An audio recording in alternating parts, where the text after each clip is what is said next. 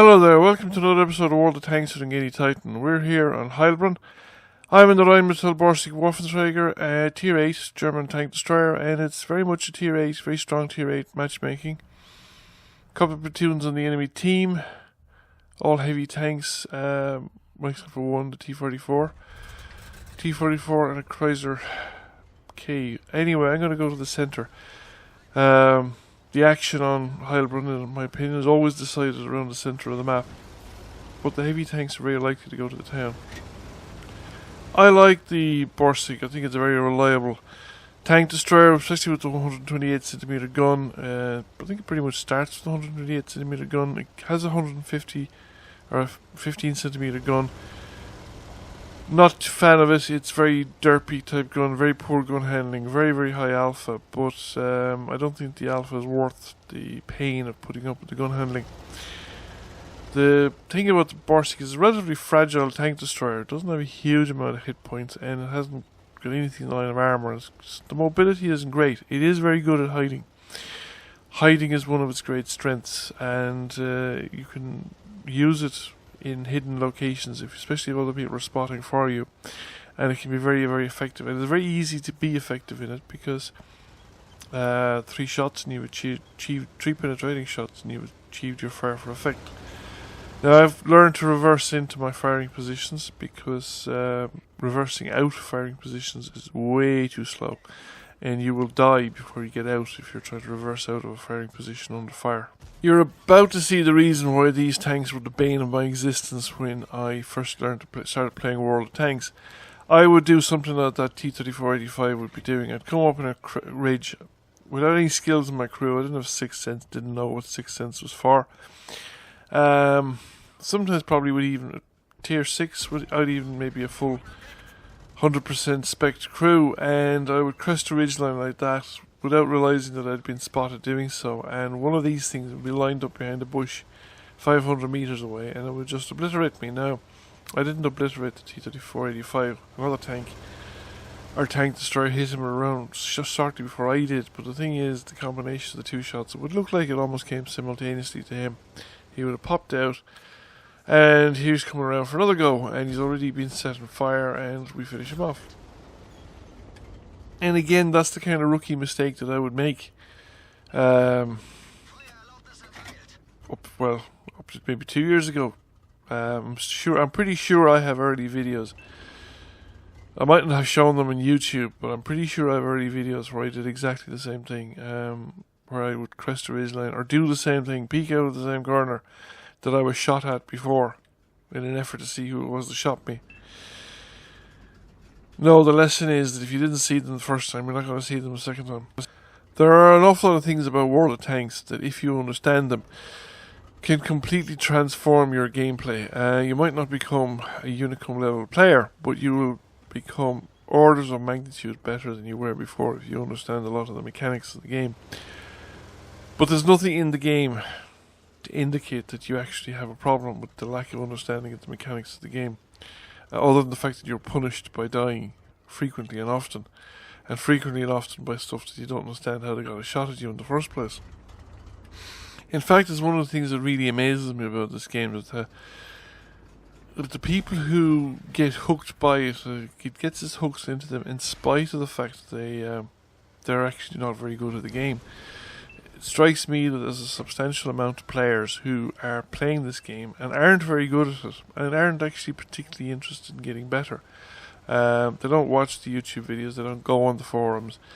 They have learned some of the obvious things. They know they've, over the time, they will improve their handling of armour, they will improve their knowledge of weak spots of enemy tanks.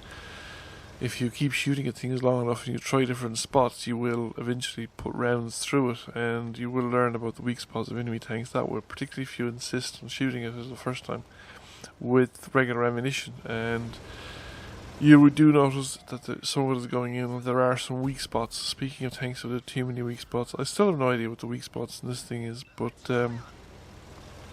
this thing is punching through it with the regular ammunition handily enough. But a lot of the time I would be with other tanks, I'd be forced to go for the premium ammunition with a tank like that.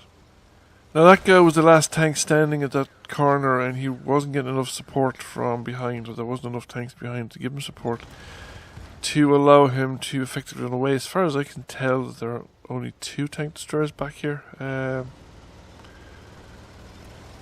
fired at. There's the borsig that fired at me, and there's that yoke that's up there. The Iron Rain, I think, is up there in the hill.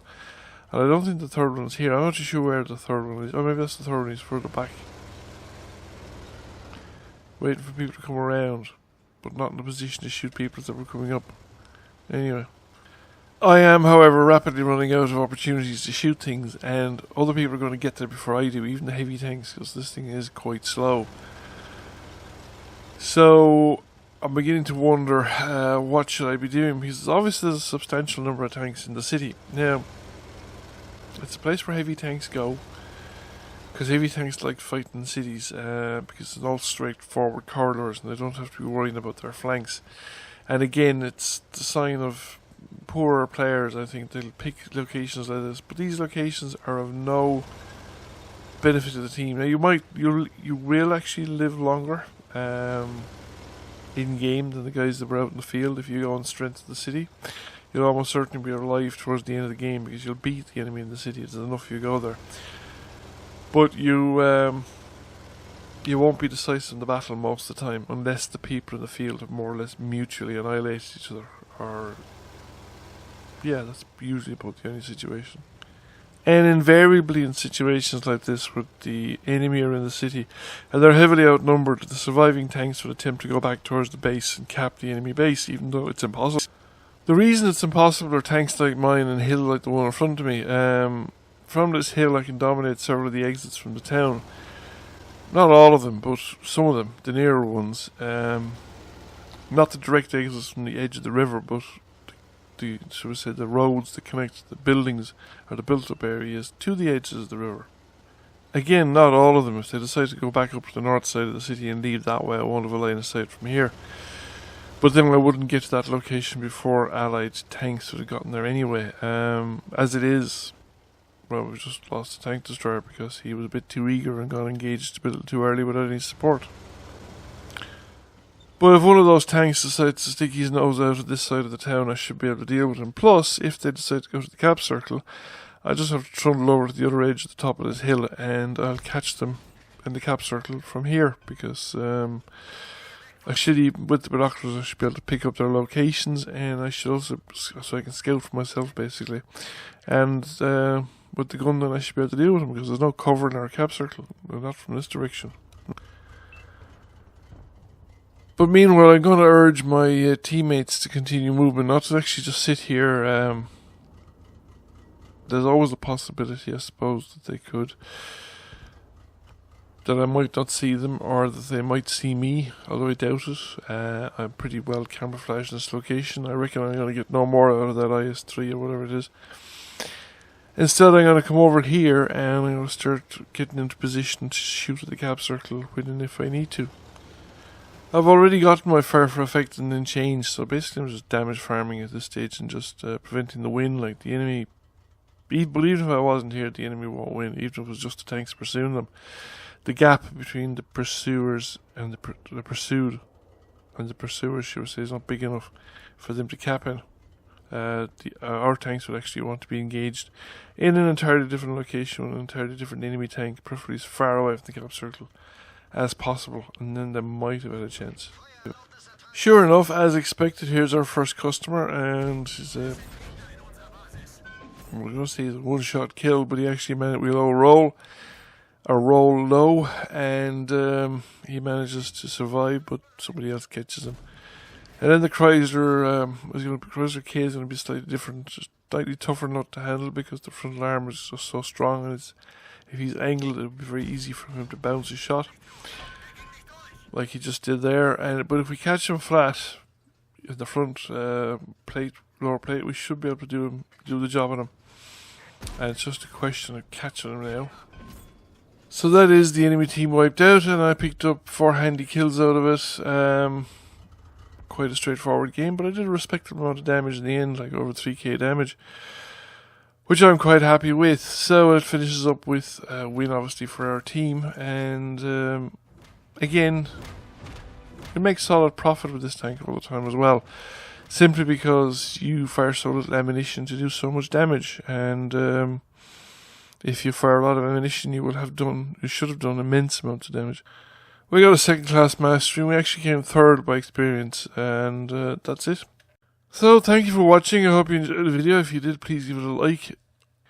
If you've not already done so, please subscribe. I will catch you all again soon. Bye for now.